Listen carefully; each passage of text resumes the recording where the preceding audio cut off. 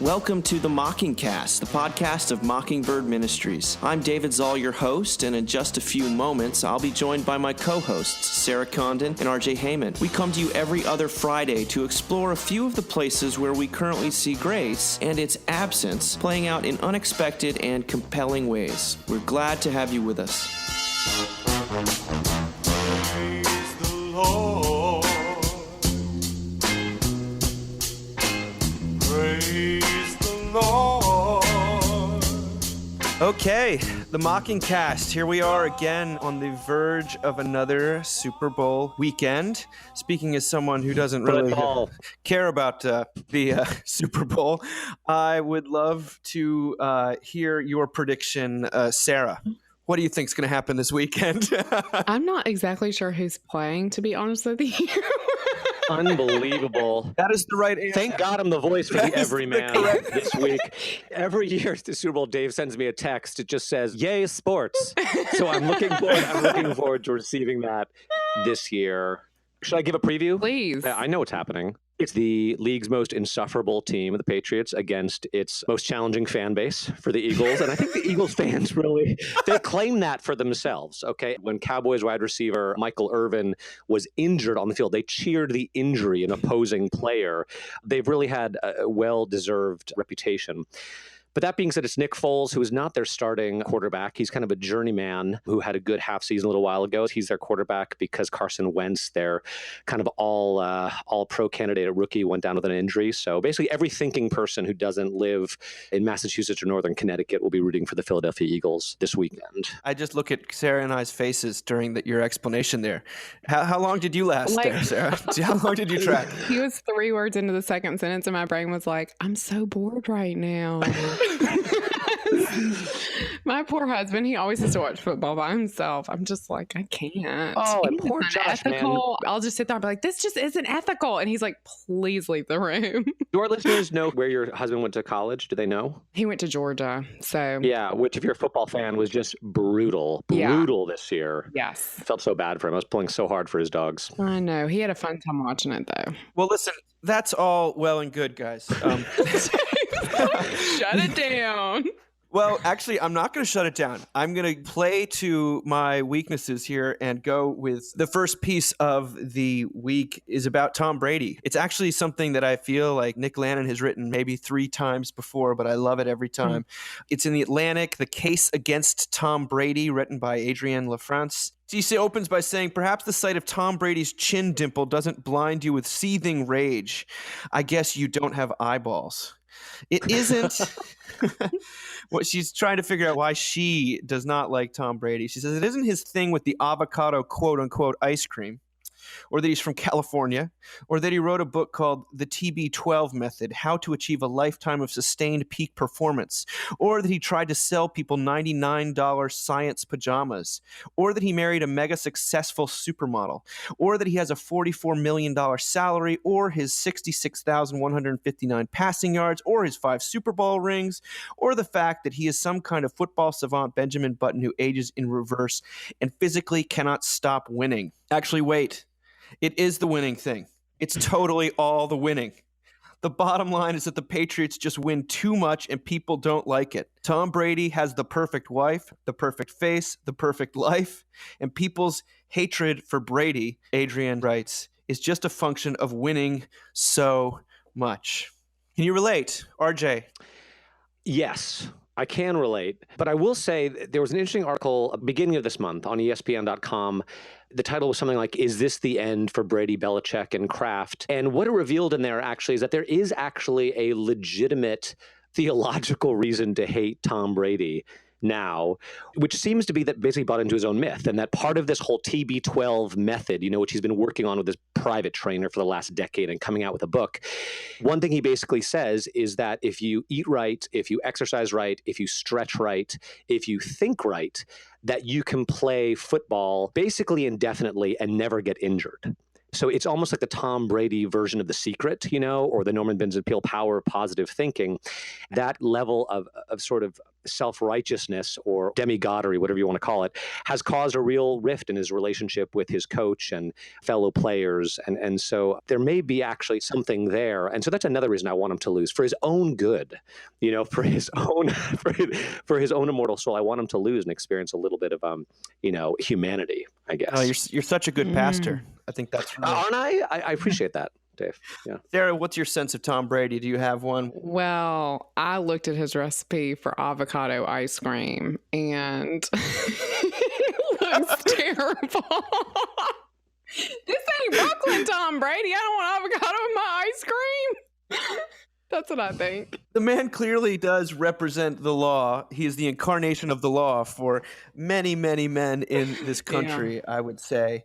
And that is why we want to see him brought low and, the Eagles to win, even though, as you say, their fan bases prides themselves on being obnoxious. Is that fair to say? I mean, did you see the video that went viral of the guy in the subway station in Philadelphia who ran into the pole and knocked himself out because he was, and then it was like, everyone was like, oh my gosh, this is after the game. He's clearly been overserved. It turned out it was before the game even started. Have you guys not seen, what alternate universe do you live in that you did not see that video? I would like to see it. I mean, I think this is going through our heads. I mean, by the time most people listen to this, that we will know whether or not Tom Brady is a living condemnation of us all. Well, the Patriots are going to win. I'm sorry. The Patriots are going to win. That's what's going to happen, but I'm really, really hoping that they lose. Well, in that article, they talk about, I think it's in the next article, they talk about how there's something inherently human about the underdog and that we will switch to the underdog even mid-game if it looks like the previously team that thought to win is actually become the underdog in the middle of the game. But before we get there, Sarah, the word on the street, or at least on the virtual street, the interwebs, is that you call yourself not a cradle Episcopalian, but a trailer Episcopalian. Would you care to comment on this gossip? I have a piece coming out, a piece I have wanted to write. I mean, sometimes you write something, you're like, I was born to write this.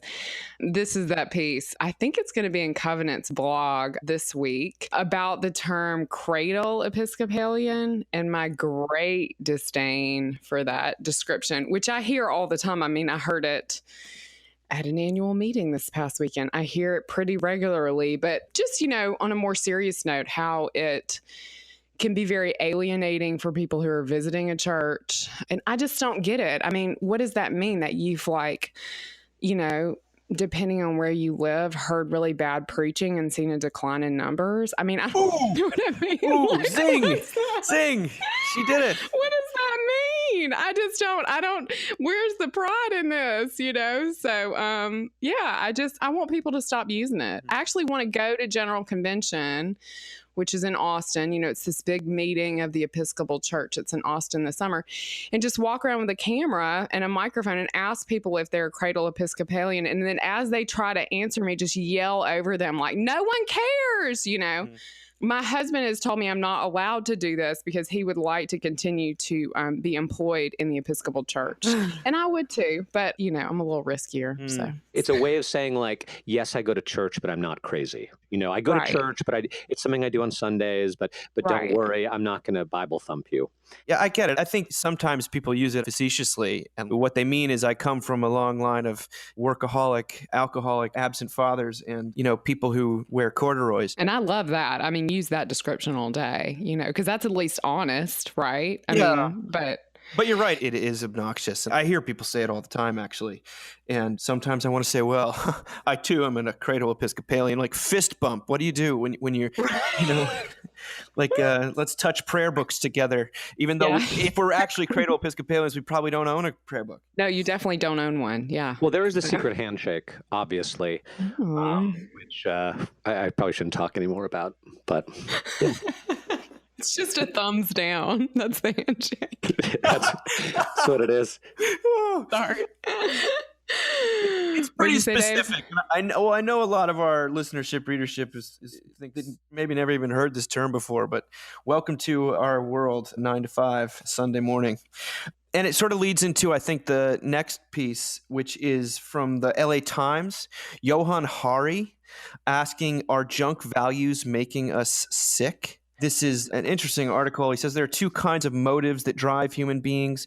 Imagine you play the piano. If you play it in the morning because it gives you joy, that is an intrinsic motive. You are doing it simply because that experience is worth doing in and of itself.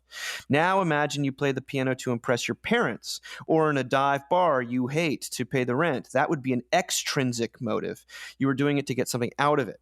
The University of Illinois social scientist Tim Kasser wanted to find out, how does acting on these different motives affect us? He investigated the question using a range of techniques, and his results were startling. People who achieved their extrinsic goals didn't experience any increase in day-to-day happiness. None. So your promotion, your fancy car, your new iPhone, that expensive necklace you're wearing, they won't improve your happiness at all. But people who achieved their intrinsic goals did become significantly happier and less depressed and less anxious. So people whose lives were dominated by extrinsic values had a worse time in almost every respect. They felt sicker, they were angrier, they experienced less joy and more despair and depression. They had worse relationships and they were more insecure. Extrinsic values are KFC for the soul, yet our culture constantly pushes us to live extrinsically. How do you guys live? Extrinsically, intrinsically, both and all the time? Probably more extrinsically, if I'm honest with myself. I find it difficult to take time to do things that I just enjoy for their own sake and don't have some sort of utilitarian value. And part of that is you guys have kids, you have jobs, you have demands, and it sometimes does feel like life is a never-ending to-do list. And this is maybe my own thing. There's almost even sometimes some guilt, honestly, in taking time to do something that doesn't produce a measurable result, but is just something that I enjoy doing. And yet I suffer from that as well, feeling like everything is extrinsic and nothing is intrinsic. Yeah, this reminded me of, my husband and I have Mondays off together, which is like a huge gift. I know we're super lucky to be able to do that. I think I was pretty miserable to be married to for like the first 7 to 8 years of like us having that, because I just always felt like we had to do stuff. And I still really battle that. And I have to look up sometimes and remind myself again, right, that we have a limited amount of time together. This is the one moment we have. Like Monday afternoon is always such a weird feeling. It's like, okay, well, if we piddled around and then like went out to lunch or saw a movie, God forbid, I'm like, oh gosh, like there's so much laundry to do. But if I do laundry, for 2 hours or whatever length of time it takes us to get it done, it's like, well, we didn't really relax together. I think that whole usefulness thing is interesting. And also just, obviously social media calls us all to live more and more extrinsically, because there's this need to, prove your value and hustle for your worth. And I feel more guilty of that than anybody else I know. And it doesn't lead to happiness. It doesn't. I always wanted to be a writer. And then, I got to write this book with Mockingbird, which was so exciting. And it was really wonderful to write the book. But I remember thinking it was really fun to write the book. And now it's going to go out into the world. And I suddenly realized that wasn't the joyful part. The joyful part is actually getting to write the book, if that makes sense. And I had expected it to be the going out into the world part. So yeah, it's like when you read these things, people lose a ton of weight, right? And they think they're going to be so happy after they lose a ton of weight, but really it's the same life. Yeah.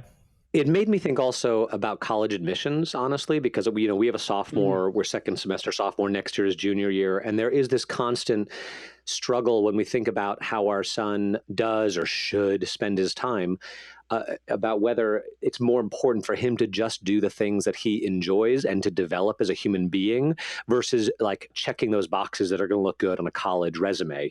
Should he take the time to do an SAT prep class? Should he do more community service, or, which community service is a good thing. But if you're just doing it to put it on the college resume, then what's the point, as opposed to him, again, doing those things that are going to develop him as a human being wherever he ends up going to college.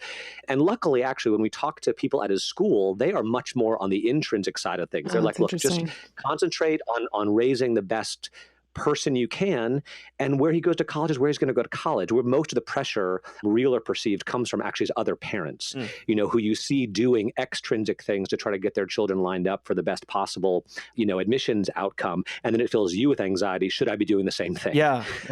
So I'm starting to feel that pretty acutely. That's super interesting. I mean, clearly my mind goes also to how people think of their faith, because I think a lot of times you become a Christian maybe at first because you resonate with the message of the gospel. The Holy Spirit is involved in some way. There's something deeply intrinsic about it, but oftentimes isn't it pitched as an extrinsic thing? Like, this will make your life better. This will fix your problems. I see a lot of people at our church, they'll stick around for 2 to 3 years hoping that all of their pain will go away.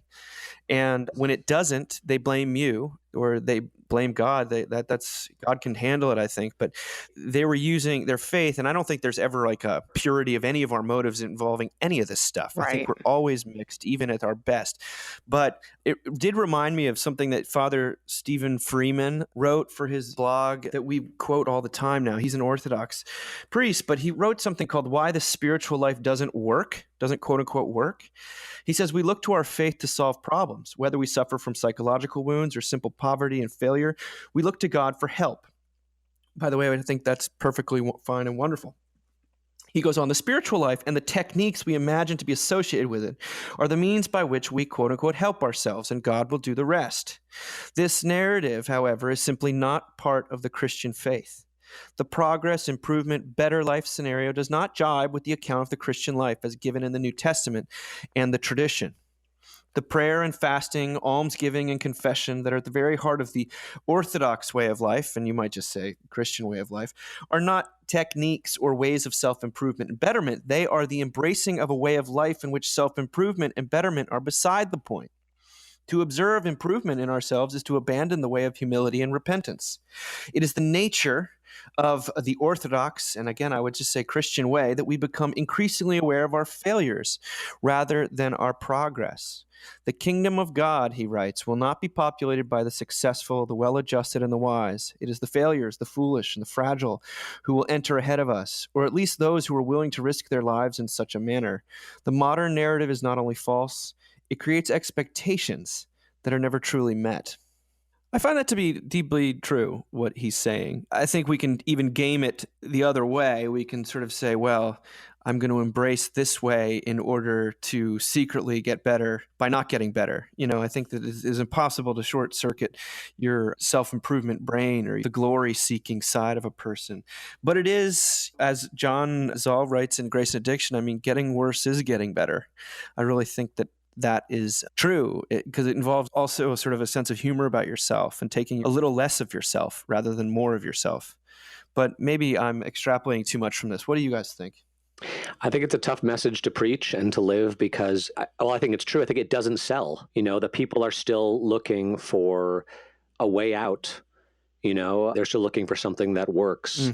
And there's a great temptation to want to give them something that works, and not just to give that to them with what you're saying, but with who you are. I feel that pressure all the time. Like, am I being an example of improvement or peace or joy or all these sorts of fruits of the Spirit that I pray will be made manifest in my life? And what will people think of me if they see who I actually am? If I'm honest with what's going on in my life. So I think it's absolutely true. I just think it's not necessarily a popular message, and it never has been, right? People want a hero, kind of. So there's no forthcoming RJ12 method book. Is that what you're saying? No. Okay. No, probably Thank not. God. Okay. Yeah, that's right. I thought this was an interesting piece also from the balcony perspective, in terms of how so often the narrative of the church, and certainly some of my own streams of the church, want us to somehow believe that like the kingdom is coming. It's also that kind of thing of like, well, if we just do the work, right? The work is defined in our human terms, but we keep saying it's mandated by the gospel, and then we can't find it there. But if we keep doing the work, then the kingdom will be here. And we just sort of leave Jesus out of that equation. And I think this is so similar. It's just this idea that, if we do the work, then it's like God's going to meet us halfway, or whatever all those terrible phrases are. It never functions that way.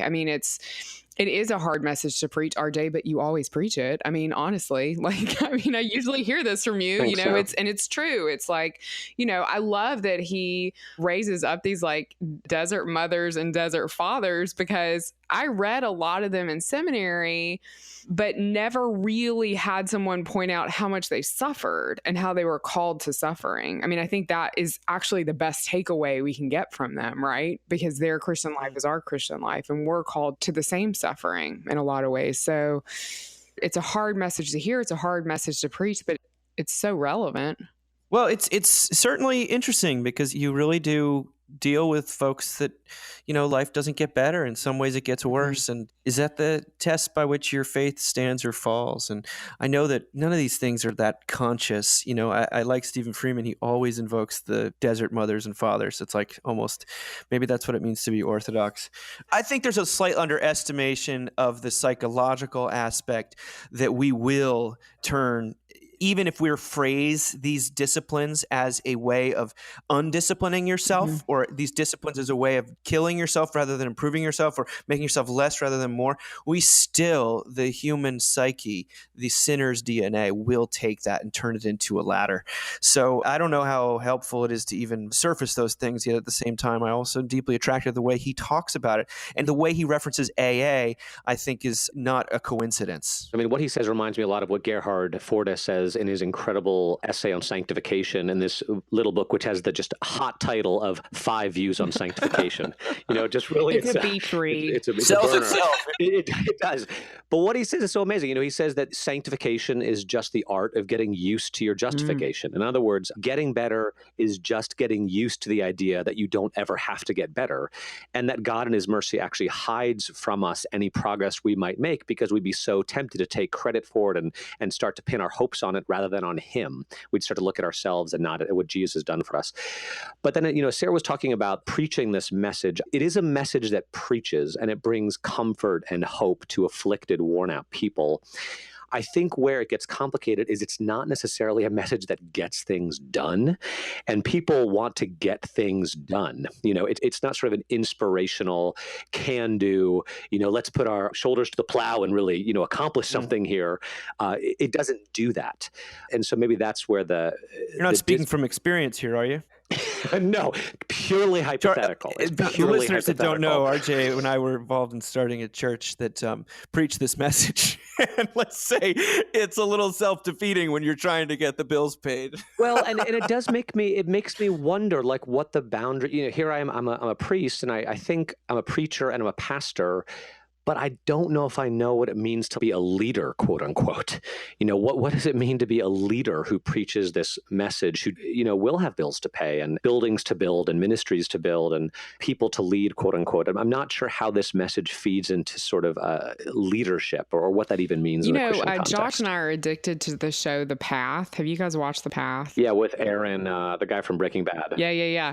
It's about this cult, and he is, at this point, has become the cult leader.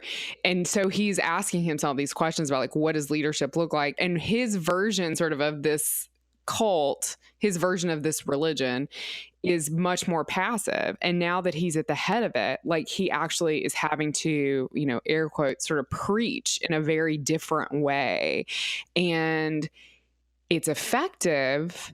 And then you see him in his personal life, and it's kind of killing him on the inside. Like, it seems like the more that he preaches, like, we're going to heal this planet and everybody needs to join this movement and we're all about love and light and blah, blah, blah, the more, like, he gets a divorce and, like, he misses his kids' play. And, like, last episode, somebody tried to bury him alive. It's just fascinating to me. Like, the whole point, one of the points when you preach the gospel, you don't want to discourage people's intrinsic love of God. And I think that's the danger you run when you preach against the extrinsic thing, or at least you label it as killing in this way that it really is. But then my trepidation is always, you don't want to rob people of their Christian joy. In other words, I hear, and I'm just kidding, but there is a sense in which some people I knew a guy intrinsically want to do these disciplines, want to, go to church more often, want to do these social justice things. Like, you don't want to discourage that. You don't want to you discourage the extrinsic thing while encouraging the intrinsic thing. And I think sometimes when I've failed here, I've ended up, what people are hearing is like to even squash whatever intrinsic, and maybe that's the Holy Spirit's job, is to sort of create works of love, but they're works of love, which is an intrinsic motivation, not an extrinsic motivation, right? I have a real personal experience with that because I remember the summer after I sort of, had a conversion experience when I was a freshman in high school, and I was so passionate about this love, this grace, this forgiveness. I read my Bible in the morning. I journaled. Like I had like consistent quiet times, for a while there. And then the next summer when I went to a quote unquote discipleship camp and all these things I'd sort of been doing somewhat spontaneously were pitches, well, these are things that you really have to do to sort of keep up your end of the bargain. Honestly, I've struggled with it ever since. As soon as it became something I was supposed to do rather than something that I just wanted to do, it took all of the joy out of it. It made it into something that I was doing out of guilt rather than love. Well, I don't know how else to segue into our final piece, because it is about sort of different approaches people take to a very touchy subject. But it is this wonderful article in the New York Times Magazine by Kate Bowler, professor at Duke Divinity School, and she's written a book about the prosperity gospel. And she was diagnosed with stage 4 colon cancer about 3 years ago. She wrote an amazing thing in the New York Times about it, and just a remarkable woman. And she calls it "What to Say When You Meet the Angel of Death at a Party." The angel of death being her, who's basically had 3 months to live for the last 3 years, and what that's like. And she says, "When it comes to small talk, I am the angel of death." A friend, what a great line. A friend came back from Australia with a year's worth of adventures to tell and ended with a breathless, "You have to go there sometime." He lapsed into silence, seeming to remember at that very moment that I was in the hospital, and I didn't know how to say that the future was like a language I didn't speak anymore. But what does a suffering person really want? How can you navigate the waters left churning in the wake of tragedy? I find that the people least likely to know the answer to these questions can be lumped into 3 categories: minimizers, teachers, and solvers. The minimizers are those who think I shouldn't be so upset because the significance of my illness is relative. These people are very easy to spot because most of their sentences begin with, "well, at least." And she tells a story of her sister being on an airplane telling someone about Kate's diagnosis, and the person saying, "well, at least she didn't have to live through the Iranian Revolution." And, she jokes. She's like, "My sister didn't realize she'd been entered into the suffering Olympics." But she also pinpoints how Christians do this by talking too much or too quickly about eternity, about heaven, and that's a way of minimizing, just get it in perspective, just it's not as big a deal as you think. In other words, stop feeling the way you're feeling. But then she says the second exhausting type of response comes from the teachers who focus on how this experience is supposed to be an education in mind, body, and spirit. "I hope you have a Job experience," one man said bluntly. Bowler says, "I can't think of anything worse to wish on someone." Job, who lost all his children and just suffered beyond boils, But then she says, "The hardest lessons come from the solutions people who are already a little disappointed that I'm not saving myself. There's always a nutritional supplement, Bible verse, or mental process I have not adequately tried. They are tallying up the sum of my life, looking for clues, sometimes for answers, for the purpose of pronouncing a verdict. But I am not on trial." Now, I'll get to her final sentiment, but before I do, you guys are both in hospitals all the time and dealing with these actually on the ground. Did you find her discussion here or her categories, do you find them accurate? I thought they were great. I really had a moment where I was like, okay, which one of these am I? You know what I mean? Because I don't get this right a lot of the time. And I'm probably a minimizer, at least in my head. I know, like, when I'm with someone who is imminently dying, in my head, I'm always like, oh, well, they get to go home to Jesus. So I loved that she actually says in the piece, like, I'm a professor at a Christian seminary. So a lot of Christians like to remind me that heaven is my true home, which makes me want to ask them if they would like to go home before me, maybe now, So, yeah, I need to think more about that when I'm with people, because even if I'm really thinking it and not saying it, it still means I'm not present to them. It's still me, right? Which is what this all is. We are uncomfortable with death. We are uncomfortable with the idea that this woman is, and she said it in the piece, in this liminal space that people aren't really in for very long, but she's now in for 3 years, right? You're not dead yet, but you're close. Yeah. Anyway, what do you think, RJ? Made me think of a couple things. There was a really wonderful little book I came across maybe like 5 or 10 years ago called Western Attitudes Towards Death by, I think, Philip Arias was his name. Do you pick your books for the titles, RJ? I did. I read this great piece of the New Yorker by Atul Gawande about dying. And You wrote something for us about that. I love that piece. I did. I did. But he just talked about what a taboo death is in our society, that it's like the last great taboo, that it used to be people died at home surrounded by their friends and family. And now they, die in a hermetically sealed building where they've never been before, surrounded by people they don't know. We've taken death and we've completely outsourced it and shoved it to the side because we cannot deal with the reality that we're all going to die. So that's one thought I had. And then, Sarah, like you, I did think about my inclinations to fix, to do something, to bring some kind of hope or healing into difficult situations. And it made me think of that amazing Ryan Gosling movie, Lars and the Real Girl, which I don't want to give anything away, but when Lars, Ryan Gosling, experiences a significant trauma, he goes downstairs and there's these old women sitting there and he's like, "What are you doing here?" And she's like, "Well, we brought casseroles. And we're sitting because this is what you do. That when someone's hurting, you bring casseroles and you sit. And you don't need to say, and by implication, you don't need to say anything. You don't need to do anything. You just need to be there." And how just simple, silent presence and love is maybe the greatest remedy for someone who's suffering. I mean, that is actually kind of what she says. She doesn't want people to ignore what is going on. She thinks acknowledgement is helpful, but acknowledgement alone isn't helpful. What she says, acknowledgement is the impulse to offer encouragement beyond acknowledgement is a perfect one. There is tremendous power in touch, in gifts, in affirmations when everything you knew about yourself might not be true anymore. I am a professor, but will I ever teach again? I'm a mom, but for how long? A friend knits me socks and another drops off cookies and still another writes a funny email or takes me to a concert. These seemingly small efforts are anchors that hold me to the present, that keep me from floating away on thoughts of an unknown future. They say to me, like my sister Maria did on one very bad day, "Yes, the world has changed, dear heart, but do not be afraid. You are loved. You are loved. You will not disappear. I am here." You almost don't want to sully that with any kind of commentary. I was at this conference this past weekend out in St. Louis with a wonderful group of folks, and I was talking to a chaplain who was saying that, you want to preach to people on their deathbed, and a lot of times they want to know, is there a gracious God? That's when they finally are asking that question. But, what you're trying to convey is that God is present, especially when it looks like he's not, in that sort of sub contrario cruciform way. And instead of saying God is present in that moment, you simply are present in that moment. Like you are the presence of God. I mean, maybe if you're wearing a collar, that's sort of doubly so. But to wrap words around it maybe cheapens it. You sort of are bringing all of your own extrinsic and intrinsic motivations to play.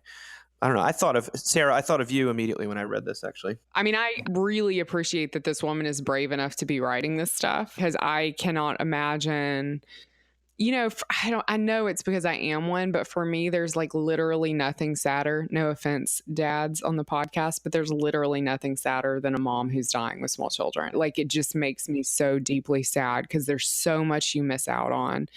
And for her to be able to have the capacity to talk about this and to teach us before she leaves is just incredibly brave to me. And I love, Dave, I hope you don't mind me sharing this, but you told me that we asked her to come and speak at a conference, right? Yeah. And what did she email back?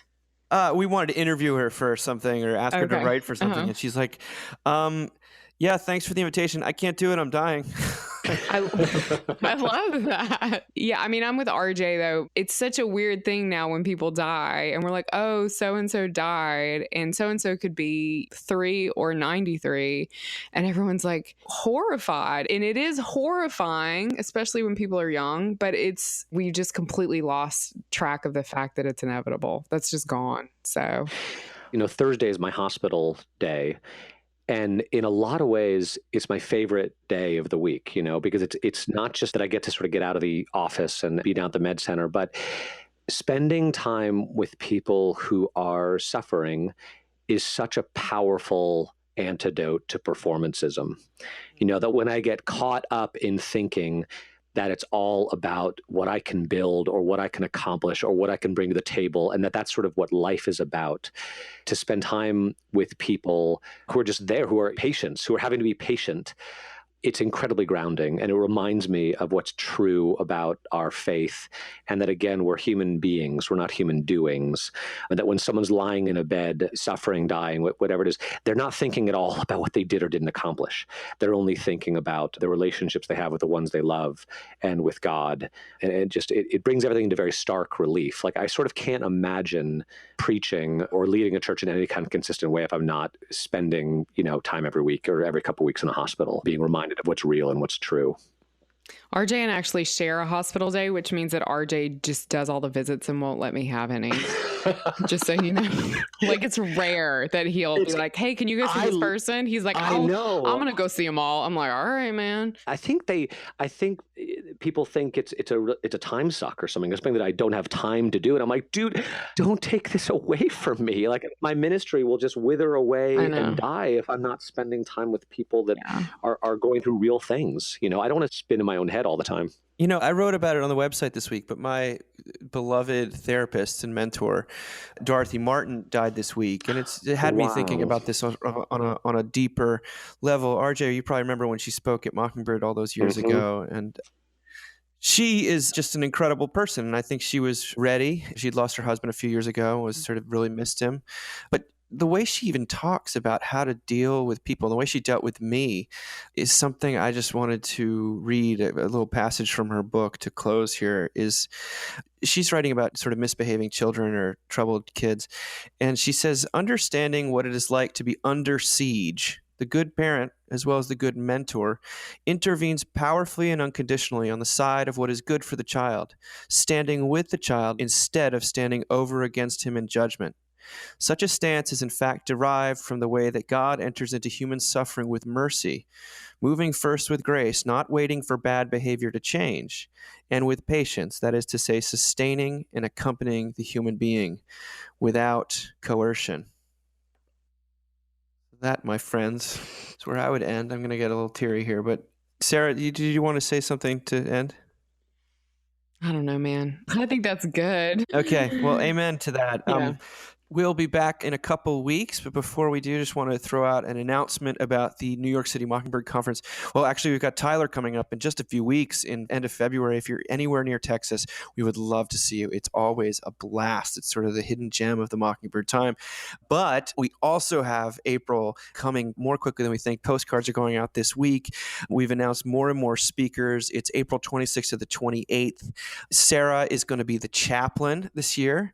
I will be there, and we are praying not only that Tom Brady would be brought low, but that R.J. Heyman would be brought to New York City, given all of the vigil many demands of his time. The vigil starts now. So write in your fan mail, your hate mail to him, but your fan mail to there. I would love to be there, Dave. We're going to pressure him every single time until we get there. Sounds amazing. So check that out. That's at mbird.com/events or conference.mbird.com. And yeah, that's it. Talk to you in a couple weeks. Bye, guys. Bye. Bye.